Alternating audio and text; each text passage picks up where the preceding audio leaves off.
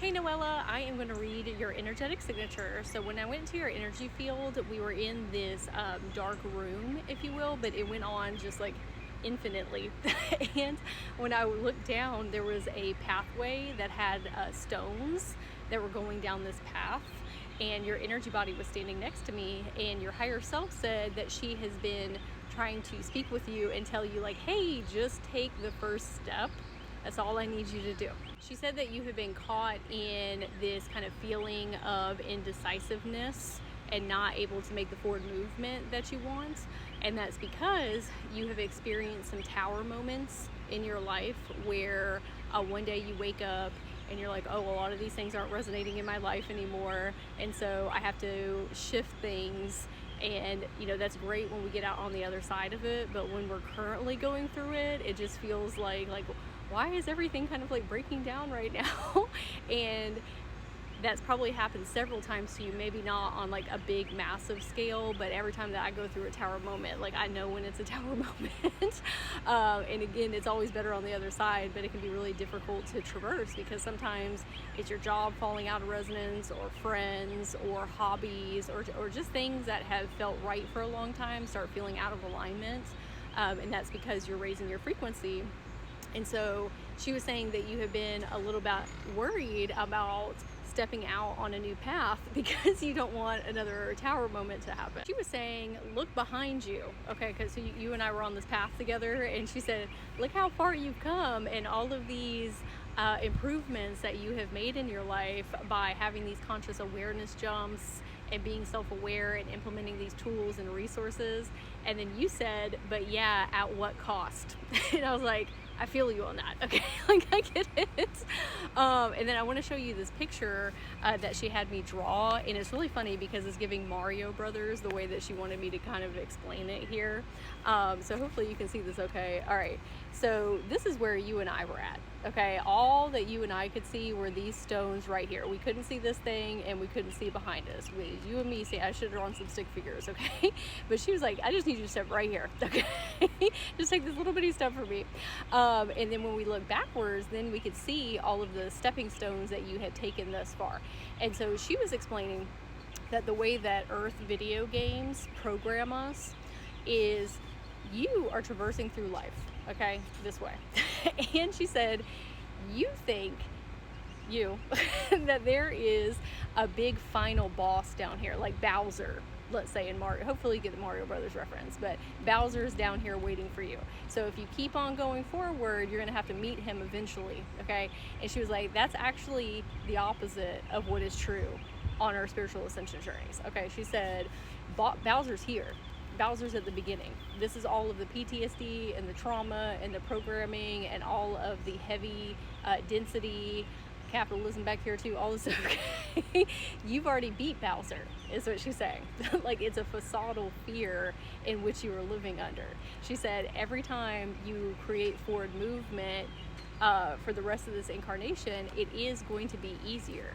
And this is not saying that, you know, challenges are always easy, but you have amassed a big toolkit.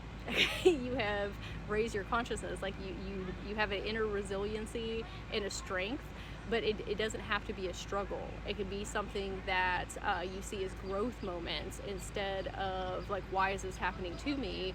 Why is this happening for me? But it's not anything like it's going to be at level 1, okay? Back here where we first started, since we've already cleared out the big boss. So then when I told your energy body this, she was like, oh. She was like, that's how it works? And I was like, yes. Okay, the big boss is in the beginning. So then when we look forward again, and you and I were standing here, this is where you're trying to get to for your next chapter, okay? All of a sudden these 2 more paths appeared, and your energy body said, oh no. And I was like, what's wrong? And she was like, which path am I supposed to choose? Like, she was worried that she was going to make the wrong decision. And I said, why did you jump to negativity there? And she said, well, now, like, I have so many more things that I have to think about. And I was like, okay, or you could look at it in a different perspective of, wow, look how many more options of ease there are available for me. Look how many more paths of fun and enjoyment and excitement, okay, and peace. And she was like, oh yeah, I guess I could look at it like that. And I said, why don't you choose the one that looks more fun? Okay. And she said, how am I supposed to do that? They all look the same, because they all look like these stones, but it was really just like symbolically.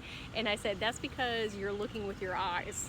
Okay, I said, you need to actually look with your soul. It's something that is a resonance. It's like an internal knowing. And so she closed her eyes and felt what I was explaining to her, and all of a sudden she blinked them open, and then her and I were on a train. Like we were in a train car, and she was like, what the heck happened? And I said, this is what happens when you make a decisive decision and you trust in yourself, that no matter what path or timeline that you get on, that you will always course correct if you need to, and that all the paths are heading to the same place. Okay, all of the desires that you have are there because there's a version of you that already has those things. Okay, just the path that takes you there might look a little bit different depending on which one that you go on, and depending on if you choose to be on a struggle path, or if you choose to be on one of like, oh, I have so many more options available of ease and grace and peace and fun. Okay, but you're gonna get to where you're meant to go. But we spend so much time and energy in indecisive land, or if we just made a decision, we could be creating so much more forward movement. I said, we are on the acceleration train right now. And so she really enjoyed that. So then I went into a different section of your energy field, and I have some notes here, so I'm going to read from here so I make sure I get it all correctly. So I saw this pocket watch, giant pocket watch out in front of us, and it started deconstructing. It almost started eating itself. I don't know if you've ever seen the analogy, the snake eating its own tail, but that's what the clock started doing, or the pocket watch. And then it broke apart and started turning into these geometric patterns and shapes. And we were in the vibrational frequency of the seraphim, which are biblical angelic beings. And so I would suggest going on Google and doing some research about the seraphim, or going on YouTube and looking like in a spirituality lens, not religion, okay, but spirituality outside of the religious context, because you have some type of connection with the seraphim. Angels are able to traverse through different dimensions instantaneously. Okay, they're able to collapse time, but your archetype as a time collapser is contradicting with your need to control time, with your indecisiveness and being worried about being on the right or wrong path.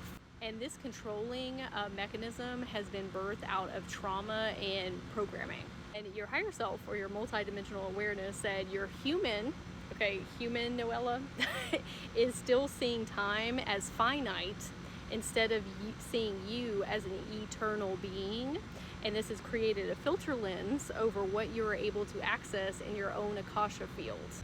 And she said, once you remove more of this filter lens, you will be able to see more facets of yourself and your conscious awareness. Okay, so you will be able to access more of this timeline collapsing ability. Okay, so something that helped me with this, okay, because I was also there at one point, was to watch videos about how time is not linear. And this is a video that can help you get started. It's by Billy Carson, and he talks about time and the Anunnaki and quantum physics, and how time is a human construct that we have all subscribed to. And time's not necessarily a negative thing, like that's how we traverse through this incarnation, but it also like limits what our conscious awareness is able to access.